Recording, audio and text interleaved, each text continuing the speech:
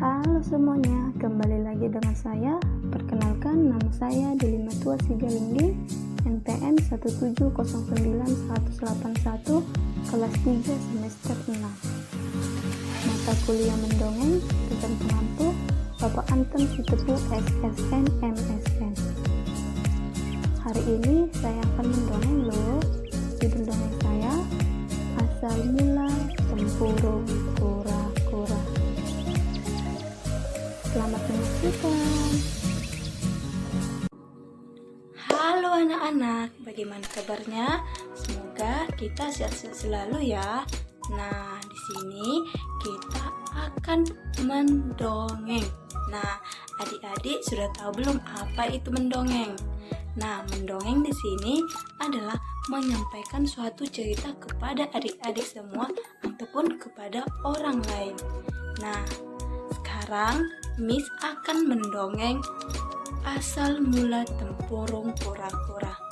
Nah, adik-adik juga sudah kenal dengan hewan kura-kura. Di sini Miss akan mendongeng asal mula tempurung kura-kura ini. Adik-adik, pasti ada yang belum tahu asal mula dari tempurung kura-kura ini. Nah, supaya adik-adik tahu bagaimana asal-usul dari tempurung kura-kura ini, maka Miss harap adik-adik semua mendengarkan sampai dongeng ini sampai selesai. Nanti Miss akan bertanya kepada adik-adik. Nanti ada pertanyaan dari cerita asal mula tempurung kura-kura. Baiklah adik-adik, Miss akan memulai mendongeng. Nah, dongeng ini pasti seru loh. Jadi adik-adik tetap ikuti dongeng ini. Jangan kemana-mana, tetap di sini. Sampai jumpa di dongengnya. Oke? Baiklah, judul dongeng saya Asal Mula Tempurung Kura-Kura. Asal mula tempurung kura-kura. Pada zaman dahulu kala, hiduplah seorang dewa. Dewa ini adalah pemimpin semua yang ada di hutan itu.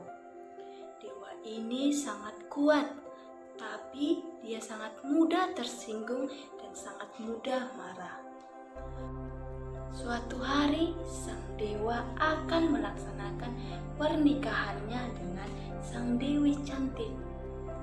Dewa pun ingin mengundang semua binatang yang ada di hutan itu, termasuk si kura-kura. Para binatang pun sangat senang mendapat undangan dari sang dewa. Pernikahan sang dewa pun dengan sang dewi telah tiba waktunya. Saat para binatang berangkat menuju pesta pernikahan sang dewa, mereka terlihat sangat senang. Ada yang menggonggong, meringkik, mendengkus, mengukik, menggeram, mendengkur, dan ada juga yang bersiul penuh dengan kegembiraan. Kebahagiaan terpancar di wajah mereka. Di tempat pesta, para binatang sangat bersenang-senang. Mereka juga makan dengan sangat lahap. Semua hidangan sudah tersaji.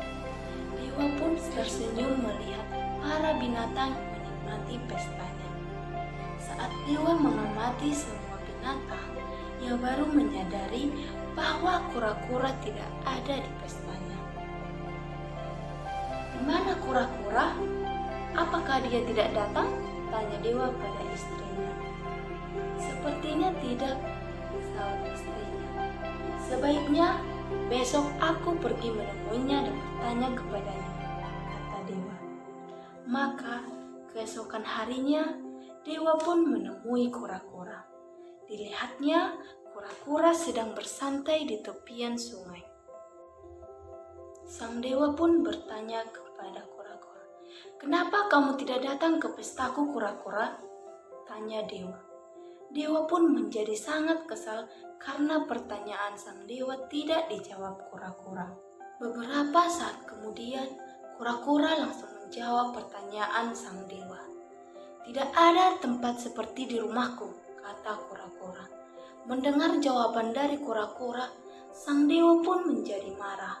Sang Sang dewa pun langsung berkata kepada kura-kura, "Kalau begitu, kau akan selalu membawa rumahmu kemana saja kau pergi," teriak sang dewa, lalu pergi meninggalkan kura-kura.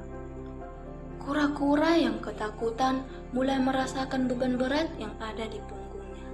"Apa yang terjadi kepadaku, dewa?" tanya kura-kura sambil ketakutan. Ya ampun, ternyata sebuah batu keras telah menutupi sekujur tubuh kura-kura. Kura-kura sangat ketakutan. Kura-kura juga terkejut melihat batu keras yang menempel di punggungnya. Dewa sangat marah kepada kura-kura karena tidak datang ke pesta pernikahan sang dewa. Dewa telah membuat batu yang keras menempel di punggung kura-kura untuk dijadikan rumah agar kura-kura bisa membawa rumahnya kemana saja dia pergi. Nah, sejak saat itulah semua kura-kura di dunia ini membawa rumah mereka di punggungnya. Kemana saja mereka pergi pasti membawanya tanpa pernah melepaskannya. Nah, beginilah wujud kura-kura setelah sang dewa mengutuk kura-kura karena sang dewa sangat marah kepada kura-kura. Jadi, itulah dongeng asal mula tempurung kura-kura. Nah, kita sudah selesai mendengarkan dongeng asal mula tempurung kura-kura. Nih, ini waktunya Miss akan bertanya kepada adik-adik semua tentang dongeng yang Miss bacakan tadi. Nah, Miss akan bertanya kepada adik-adik ya. Nah, adik-adik semua sudah menjawab semua pertanyaan yang Miss berikan.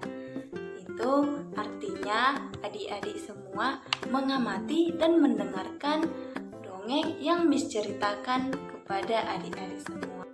Baiklah anak-anak, inilah dongeng asal mula tempurung kura-kura. Gimana? Seru bukan dongengnya? Nah, kita sudah selesai mendengarkan dongeng yang Miss bacakan. Nah, sekarang Miss akan memberitahu bahwa ada makna yang terdapat di cerita ini. Ada dua makna. Yang pertama itu kita harus menghargai teman kita, maka kita akan dihargai juga. Yang kedua itu jangan mengambil tindakan pada saat kita sedang emosi.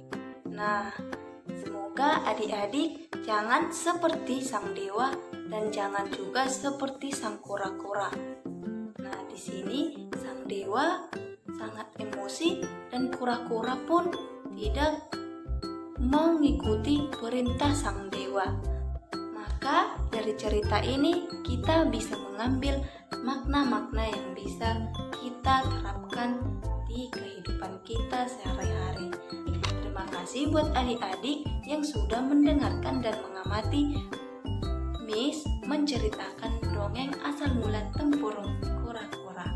Nah, sampai di sini mendongeng kita. Semoga dongeng ini bermanfaat untuk adik-adik semua dan maknanya bisa kita terapkan di kehidupan kita sehari-hari. Nah, semoga kita dilindungi Tuhan, selalu jaga kesehatan. Sekian dan terima kasih. Sampai jumpa.